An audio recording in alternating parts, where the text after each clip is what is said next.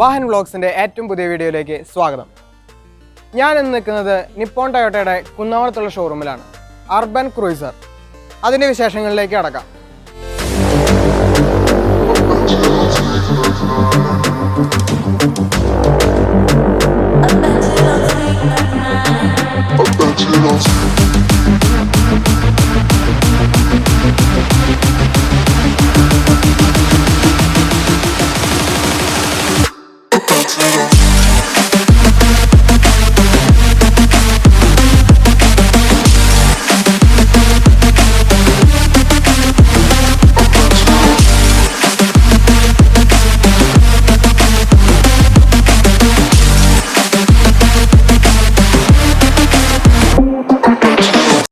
വണ്ടിയുടെ ഫ്രണ്ട് പൊസിഷനിലേക്ക് വരുമ്പോൾ നമുക്ക് ആദ്യമായിട്ട് കാണുന്നത് ഇതിൻ്റെ ഫ്രണ്ട് ഗ്രിൽസ് തന്നെയാണ്.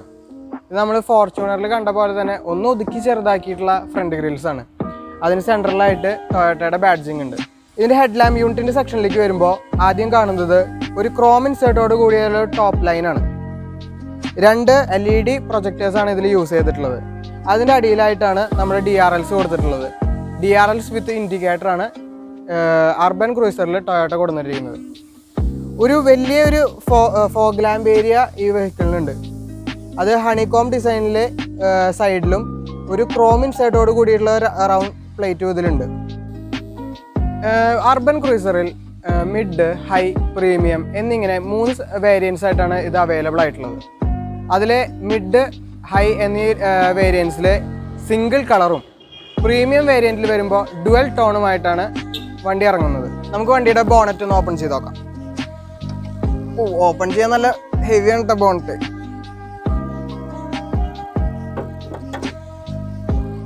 $1.5 ലിറ്റർ 4 സിലിണ്ടർ പെട്രോൾ എഞ്ചിനോട് കൂടിയാണ് അർബൻ ക്രൂയിസർ വിപണിയിലെത്തിയിരിക്കുന്നത്.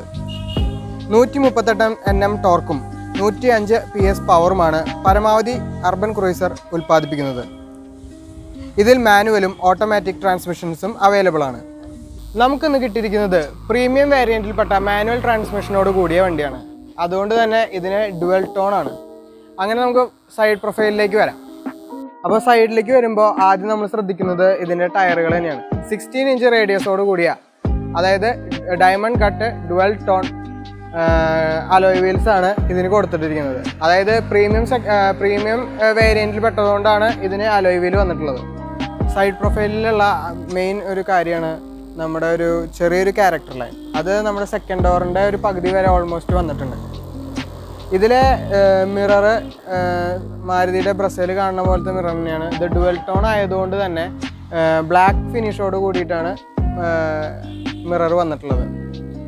ഇൻഡിക്കേറ്ററും മിററിൽ കൊടുത്തിട്ടുണ്ട്. അതുപോലെ ഡോറിൻ്റെ ഇതിലേക്ക് വരുമ്പോൾ റിക്വസ്റ്റ് സെൻസർ ഉണ്ട്. വണ്ടിയുടെ റിയർ സൈഡിലേക്ക് വരുമ്പോൾ നമുക്ക് ആദ്യം കാണുന്നത് LED ടെയിൽ ലാംപ്സ് ആണ്.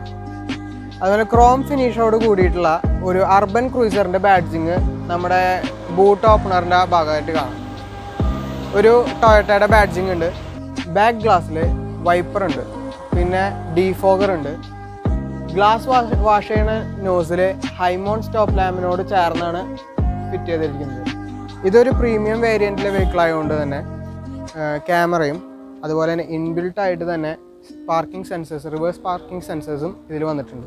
നമുക്ക് ഇതിൻ്റെ ബൂട്ടൊന്ന് ഓപ്പൺ ചെയ്ത് നോക്കാം. അത്യാവശ്യം ഹെവി ആയിട്ടുള്ള ബൂട്ട് തന്നെയാണ്. ഒരു 328 ലിറ്റർ വരുന്ന ബൂട്ട് സ്പേസ് ഏരിയ ഈ വണ്ടിക്കുണ്ട്. അതുപോലെ 2 സ്റ്റോറേജ് സ്പേസ് ചെറുത് 2 സൈഡിലായിട്ട് കൊടുത്തിട്ടുണ്ട്. പിന്നെ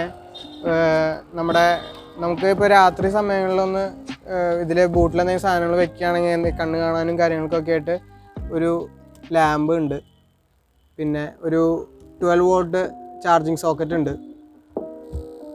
പിന്നെ ഇതിൻ്റെ ബാക്ക് സീറ്റ് 60-40 റേഷ്യോയിലായ കാരണം നമുക്കിപ്പോൾ എന്തെങ്കിലും സാധനങ്ങൾ വെച്ച് കൊണ്ടുപോകുമ്പോൾ തന്നെ എല്ലാ ഭാഗവും ഫ്രണ്ടിലേക്ക് ഇടാതെ ഒരു ഭാഗം മാത്രം നമുക്ക് മാറ്റിയിടാനും അങ്ങനത്തെ കാര്യങ്ങളും ഇതിൽ പറ്റും. അർബൻ ക്രൂയിസറിൻ്റെ ഫ്രണ്ട് ഡോർ പാനലിൽ ഡോർ അൺലോക്ക് സ്വിച്ചുകളും 4 പവർ വിൻഡോ സ്വിച്ചുകളുമാണ് കൊടുത്തിട്ടുള്ളത്. ബാക്ക് റോയിലെ ഡോർ പാനൽ വരുമ്പോൾ നമ്മുടെ വിൻഡോ കൺട്രോൾസും ഒഴികെ ഒരു ബോട്ടിൽ ഹോൾഡർ കാണാം. അത് ബാക്കിലുള്ള ആൾക്കാർക്ക് യാത്രയ്ക്ക് പോകുമ്പോൾ ഒക്കെ നല്ല സൗകര്യമായിരിക്കും. സ്റ്റിയറിങ്ങിനോട് ചേർന്ന് തന്നെയാണ് വണ്ടിയുടെ മിറർ കൺട്രോൾസ് കാര്യങ്ങളൊക്കെ വന്നിട്ടുള്ളത്. അതുപോലെ എൻജിൻ സ്റ്റാർട്ട് സ്റ്റോപ്പ് സ്വിച്ചും സ്റ്റിയറിങ്ങിന് തൊട്ട് താഴെയായിട്ടാണ്. അത് ഈസിലി ആക്സസിബിൾ ആണ് നമുക്ക്. വണ്ടിയുടെ ഡ്രൈവിംഗ് പൊസിഷനിലിരിക്കുമ്പോൾ നല്ലൊരു ഫ്രണ്ട് വ്യൂ, അതായത് നമുക്ക് അത്യാവശ്യം വിസിബിൾ ആണ് റോഡിലേക്ക്. സീറ്റ് ആയിക്കോട്ടെ അത്യാവശ്യം നല്ലൊരു തൈ സപ്പോർട്ട് നൽകുന്നുണ്ട്. സ്റ്റിയറിങ്ങിന് പിന്നെ നേരത്തെ പറഞ്ഞ പോലെ ലെതർ റാപ്ഡ് ആണ്.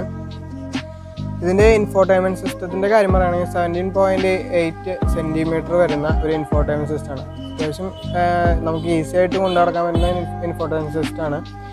2 ട്യൂട്ടറുകളും 4 സ്പീക്കറുകളാണ് ഇതിന് അവൈലബിൾ ആയിട്ടുള്ളത്. ആപ്പിൾ കാർപ്ലേ, ആൻഡ്രോയിഡ് ഓട്ടോ എന്നുള്ള ഫീച്ചേഴ്സൊക്കെ നമുക്ക് സപ്പോർട്ടബിൾ ആണ്. എ സി വെൻറ്റിൻ്റെ ചുറ്റുമായിട്ട് ഒരു പിയാനോ ബ്ലാക്ക് ഫിനിഷ് ഉണ്ട് എല്ലാത്തിലും. ഗ്ലൗ ബോക്സ് 2 ഉണ്ട്. മുകളിലത്തെ ഗ്ലൗ ബോക്സ് ഒരു വെന്റിലേറ്റർ ഗ്ലൗ ബോക്സ് ആണ്. അത്യാവശ്യം നമുക്കൊരു ബോട്ടിലൊക്കെ വെക്കാവുന്ന വലുപ്പത്തിലുള്ള ഒരു ഗ്ലൗ ബോക്സ് ആണ്. അടിയിലത്തെ ഗ്ലൗ ബോക്സ് വെന്റിലേറ്റഡ് ഒന്നുമല്ല, അത്യാവശ്യം സ്പേസ് ഒക്കെ ഉണ്ട്. AC കൺട്രോൾസ് ഒക്കെ വരുന്നത് ഇൻഫോർടൈൻമെൻറ്റ് സിസ്റ്റത്തിൻ്റെ തൊട്ട് താഴെയായിട്ടാണ്. അത്യാവശ്യം ഓട്ടോ ക്ലൈമറ്റ് കൺട്രോൾ വരുന്ന AC കാര്യങ്ങളൊക്കെയാണ്. ഇവിടെ USB ഓക്സ് കണക്ട് ചെയ്യാനുള്ള സ്ലോട്ടും കാര്യങ്ങളുണ്ട്. 12 വോൾട്ട് ബാറ്ററി ചാർജിങ്, ബാറ്ററിയിൽ നിന്നുള്ള ഡയറക്റ്റ് ചാർജിങ് ഉണ്ട്. പിന്നെ 2 കപ്പ് ഹോൾഡേഴ്സ് ഉണ്ട്. അത്യാവശ്യം 2 കപ്പ് വെക്കാം. പിന്നെ എന്തെങ്കിലും സ്റ്റോറേജ് സാധനങ്ങളൊക്കെ ആയിട്ട് വെക്കാം. ഇവിടെ ഒരു നമുക്ക് അത്യാവശ്യം വാല്യുബിൾ ആയിട്ടുള്ള സാധനങ്ങളൊക്കെ വെക്കാൻ പാകത്തിന് ഒരു ഹാൻഡ് റെസ്റ്റിൻ്റെ അടിയിലുള്ളൊരു സ്റ്റോറേജ് സ്പേസ് ഉണ്ട്. അത് സ്ലൈഡിങ് ഹാൻഡ് റെസ്റ്റ് ആണ്. നമുക്ക് അങ്ങോട്ട് നിൽക്കാനൊക്കെ ആയിട്ട് പറ്റും. നമ്മുടെ ഗിയർ ലിവറിൻ്റെ പൊസിഷനൊക്കെ അഡ്ജസ്റ്റ് ചെയ്ത് വെക്കാൻ തരത്തിലുള്ള ഹാൻഡ് റെസ്റ്റ് ആണ്. മിററിൻ്റെ കാര്യത്തിലേക്ക് വരികയാണെങ്കിൽ അതൊരു ഓട്ടോ ഡിമ്മിങ്ങോട് കൂടിയുള്ള ഒരു മിററാണ്. മുകൾ ഭാഗത്തായിട്ട് സൺഗ്ലാസ് ഹോൾഡർ കാണാം. വണ്ടിയിൽ 2 റീഡിംഗ് ലാംപ്സ് ഉണ്ട്. അത് സാധാരണ ബൾബാണ്, LED ഒന്നുമല്ല. വണ്ടിയുടെ സ്റ്റിയറിംഗ് വരുമ്പോൾ അത് ഫുള്ള് ലെതർ റാപ്ഡ് ആണ്. സ്റ്റിയറിങ്ങിൻ്റെ റൈറ്റ് സൈഡിലായിട്ട് ക്രൂയിസ് കൺട്രോളിൻ്റെ ബട്ടൺസ് കാണാം. അതുപോലെ ലെഫ്റ്റ് സൈഡിലായിട്ട് വരുമ്പോൾ ഇൻഫോർടൈൻമെൻറ്റ് സിസ്റ്റത്തിൻ്റെ ബട്ടൺസാണ് ഇതിൽ കൊടുത്തിരിക്കുന്നത്. ഇൻസ്ട്രുമെൻറ്റ് ക്ലസ്റ്ററിൻ്റെ കാര്യത്തിൽ പറയുകയാണെങ്കിൽ RPM മീറ്റർ ലെഫ്റ്റ് സൈഡിലും സ്പീഡോ മീറ്റർ റൈറ്റ് സൈഡിലുമാണ്. വണ്ടിയുടെ ബാക്ക് റോയിലേക്ക് വരുമ്പോൾ ഒരു പ്രീമിയം വണ്ടിയുടെ ബാക്കിലിരിക്കുന്ന പോലെ നല്ലൊരു ഫീലുണ്ട്. അടിപൊളിയായിട്ടുള്ള ഒരു ലെഗ് റൂമും ഹെഡ് റൂമും ഈ വണ്ടി നമുക്ക് തരുന്നുണ്ട്. ഇവിടെ ഒരു ചെറിയൊരു ഹോൾഡർ കാണാം. ഒരു മാക്സിമം ഒരു 3 കിലോ വരെ തൂക്കാൻ പറ്റുന്ന ഒരു സാധനങ്ങളോ അല്ലെങ്കിൽ കവറോ എന്തെങ്കിലും വെക്കാൻ പറ്റുന്ന തരത്തിലുള്ള ഒരു ഹോൾഡിങ് സാധനമുണ്ട്.